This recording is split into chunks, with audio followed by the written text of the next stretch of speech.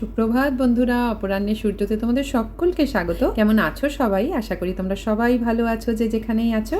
আমিও বেশ আছি। লিকু, কি ভাঁজ পড়ছিলি? বাবা, কি বড় বড় ভাঁজ! ধড়াম ধড়াম করছে। ক্যামেরাটা অন করাই হয়নি যখন আর কি ভাঁজটা পড়ছে। বাবা, এমনি সব ঠিক আছে, এই ভাঁজ পড়লেই যেন কেমন ভয় লাগে রে বাবা। আজ ভীষণ ঝড় বৃষ্টি চলছিল। এইরকমভাবে আম অনেকবারই পাড়া হয়ে গেল।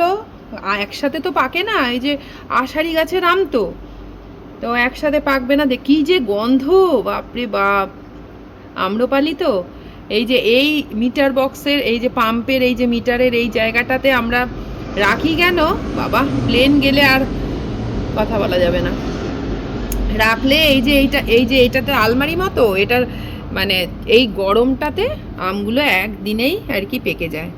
হাফ পাকা আম গাছ থেকে নামিয়ে এটাকে আবার এরকম আলমারির মধ্যে বন্দি করে রেখে সেটাকে একটু বস্তা দিয়ে ঢেকে কোনো স্টেপ যেন বাদ না যায়, তাই তো? ওই আধ পাকা আম গাছ থেকে নামিয়ে এইভাবে রেখে সেটাকে বস্তা চাপা দিয়ে আলমারিতে চাপা দিয়ে একদিনের মধ্যে পেকে যায়, 1 কি 2 দিনের মধ্যে। তখন সেটাকে আবার এইভাবে দেখো সব দিই, যাদের যাদের প্রত্যেকের পাড়ার সবাইকে দেওয়া, তারপরে যতজনকে পারি বাড়িতে যে কজন আসে সবাইকে দিয়ে, ফল দেখো গাছের ফল সবাইকে দিয়ে খেতে ভীষণ একটা আনন্দ। এই কটা হচ্ছে আমাদের বাড়ির খাওয়ার জন্য। প্রতিদিন যে কটা পাকে আমাদের এই রকম এক ট্রে, এক ঝুড়ি আর কি বাড়ির জন্য খাওয়ার জন্য রাখা হয়। তারপর বাকি সব কিছু আর কি দেওয়া হয়। আমরা বাড়ির মহিলারা এতটাই বেশিরভাগই হয়তো সংসারের ভালোর জন্য আমরা অনেক কিছু করে থাকি। কত ব্রত করি, উপবাস করি, তাই না বলো? পঞ্চবটী গাছে রোজ জল দেওয়া হয়। আজকে একটু বেলা হয়ে গেছে।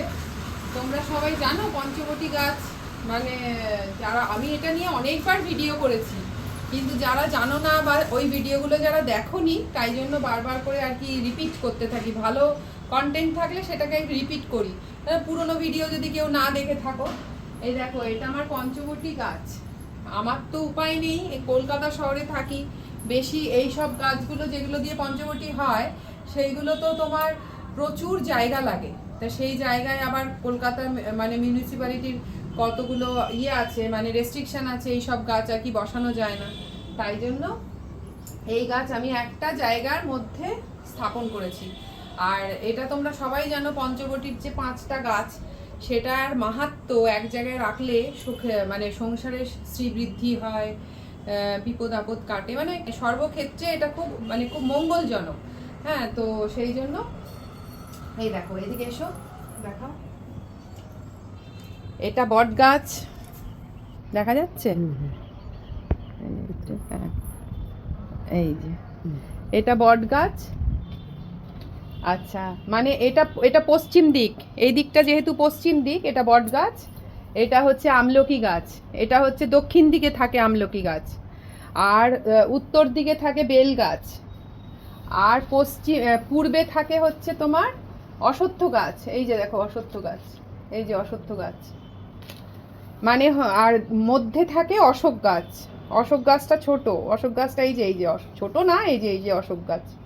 তার মানে হলো তোমার পশ্চিমে বট, পূর্বে অশ্বত্থ, দক্ষিণে আমলকি, উত্তরে বেল, আর মাঝখানে মধ্যে হচ্ছে অশোক গাছ।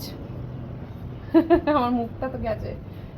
এই প্রত্যেক দিন করি, কি বলে, মানে জল ঢালি, সন্ধেবেলা সন্ধে প্রদীপ দেখাই। এই দেখো এটা আমার হচ্ছে পঞ্চবটী, আর এইটা আমার তুলসী মঞ্চ। এই পাশাপাশি রাখা, যাতে মানে সব কিছু একসাথে একদিকে করে রাখা যায় আর কি, মানে একসাথে হয়ে যাবে। সন্ধ্যা আরতি যাই দিই না কেন, একসাথে হয়ে যাবে। আমাকে বাবা বলেছিলেন যে 33 কোটি দেবদেবীকে তুষ্ট করা যায় এই পঞ্চবটিতে, অর্ঘ্য দিলে আর দীপদান করলে। সবটাই তো বিশ্বাস, আর বিশ্বাস করে এটা করে সত্যি ভালোও আছি। এখান থেকেই লাল ফুল তুলে নিই। আজকে জবা লাল ফুল ঠাকুর ঘরে চলে গেছে, তো এও তো লাল ফুল দিয়ে দিলাম। লোকে বলে এই ফুলে পুজো হয় না, ওই ফুলে পুজো হয় না, আসলে সারা পৃথিবীটাই তো ওনার, আমরা ওনার জিনিস নিয়েই তো ওনারকে মানে অর্পণ করি, এর মনের ব্যাপার। তো এই লাল ফুল আর এই যে দুব্বটা দেখতে পেলে, আমার এখানে দুব্ব গাছও আছে, এ দেখো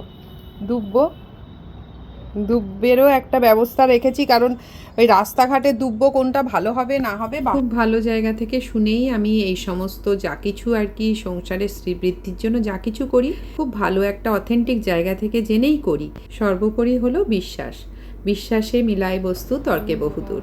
আর সবার ওপরে হচ্ছে কর্ম, ভালো কর্ম করলে এমনি ভালো ফল পাওয়া যায়। চলো বন্ধুরা, আজকের মতো এতটুকুই। দেখা হচ্ছে তোমাদের সাথে আবার পরের ব্লগে। তোমরা সবাই খুব ভালো থেকো।